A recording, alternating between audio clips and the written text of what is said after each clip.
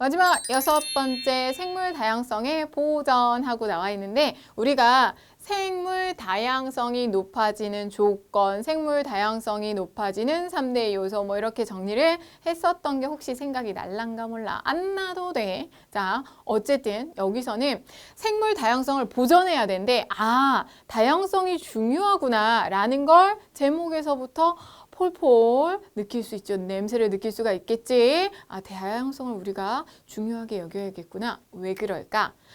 생물 다양성의 중요성, 생태계 평형 유지 이렇게 나와 있죠. 생태계 평형 유지에 대해서도 여러분들이 초등과정에서 한번 배웠던 내용들이에요. 그걸 좀 떠올려 가면서 하면 좋은데 생각이 안 난다고 또 하려고 그랬지.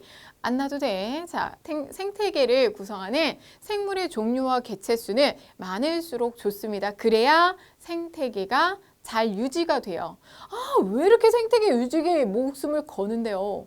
여러분들도 이 생태계 구성원의 일부예요. 만약 이 생태계가 망가진다면 결국 우리도 못 살아.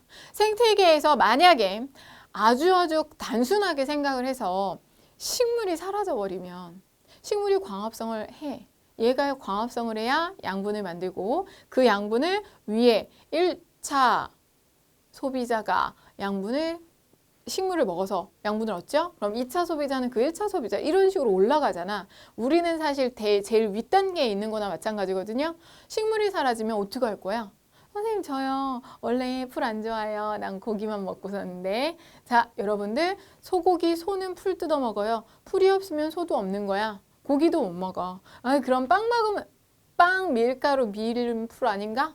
자, 이렇게 생태계가 무너지게 되면 결국 우리도 살 수가 없게 돼요. 그래서 생태계 평형 유지가 중요한 거고 우리뿐만 아니라 다른 동식물들을 위해서도 생태계 평형 유지가 되는 게 맞겠죠. 생태계를 구성하는 생물의 종류와 개체수가 크게 변하지 않고 안정된 상태를 그대로 유지하는 걸 생태계 평형 유지라 하고 이게 우리에게도 매우 중요하다. 생물 종류가 다양해서 먹이 사슬이 복잡하게 얽혀 있습니다. 먹이 사슬이 복잡하게 그물처럼 얽혔다. 그걸 우리 뭐라고 하죠?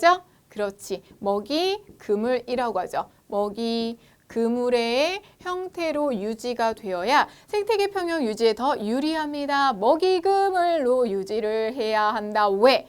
예를 들어 여러분들 먹이 사슬은 그냥 한 줄로 쫙 연결이 되어 있죠. 그래서 하나만 빈다면 그 사슬이 완전히 다 망가져요.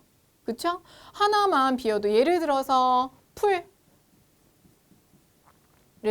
토끼가 뜯어먹고 토끼를 매가 잡아먹는다고 할게. 그러면 만약 토끼가 어느 날 갑자기 멸종을 했어. 그럼 매도 멸종해버리죠. 그런데 이거보다 좀 복잡하게 풀을 메뚜기를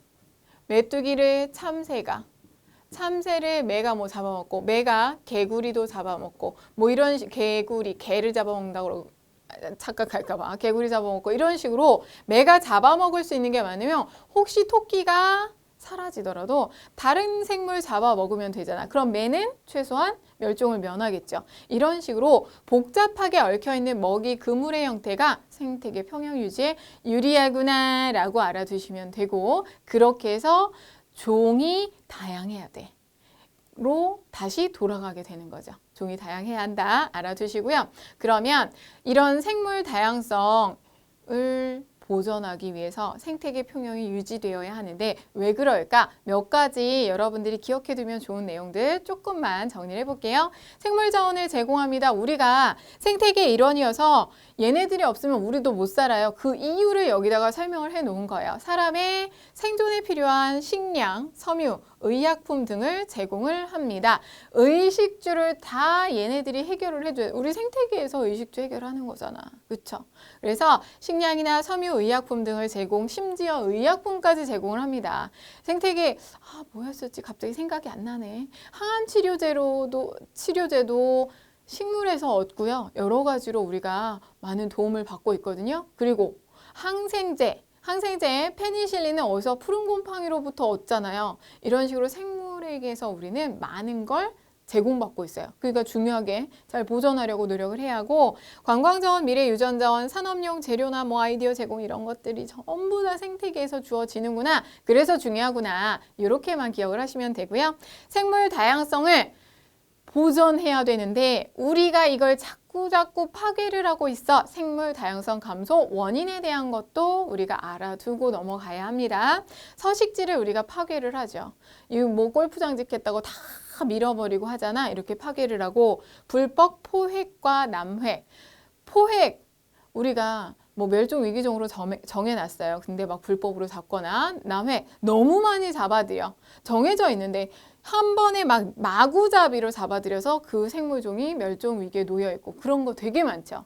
그리고 외래종의 유입, 어떤 친구들은 외래종이 새로 들어오면 한 종이 늘어나는 거니까 좋은 거 아니에요 라고 할 수가 있는데, 그런 외래종은요 우리나라에는 천적이 없어요. 그럼 얘 혼자 막 아주 살판 난 거지. 혼자 막 번식을 하면서 우리나라 토착 종들을 제대로 살 수 없게 만들어버려. 얘네들이 너무 번식을 해서 외래종이 유입이 됐을 때도 생물 다양성이 감소를 하게 되고, 그 외에 뭐 환경오염, 기후변화, 지금 봐봐, 다 사람에 의해서 이루어지고 있죠. 이 사람이 제일 문제야. 그러니까 우리가 저지른 일이니까 우리가 해결을 해야 됩니다. 이 부분은요, 생태계 평형 유지를 왜 해야 합니까? 생물 종 다양성을 유지하기 위해서요. 왜요? 이래서 그래요. 요거를 여러분이 이유를 생각하면서 정리를 하시면 됩니다. 왜 그래야만 하는지 이유 잘 생각해 주시고요. 이 부분 얘기할 때 선생님 요 얘기는 꼭 해주고 싶어요. 요거 사람 때문에 지구가 몸살을 앓고 있다. 지구뿐만 아니라 생태계를 구성하고 있는 모든 생물들이 사람에 의해서 되게 고통받고 있어요. 그러니까 우리가 되게 그거를 안 하려고 노력을 좀 많이 해야 되겠죠. 물론 여러분들은 사실은 죄가 없어. 어른들이 다 이렇게 벌려놓은 거야. 근데 이제 지금이라도 정신 차리고 조금씩 덜 하려고 노력해야겠다라는 말을 하면서 요 내용, 이유를 기억하면서 정리를 해보도록 하세요.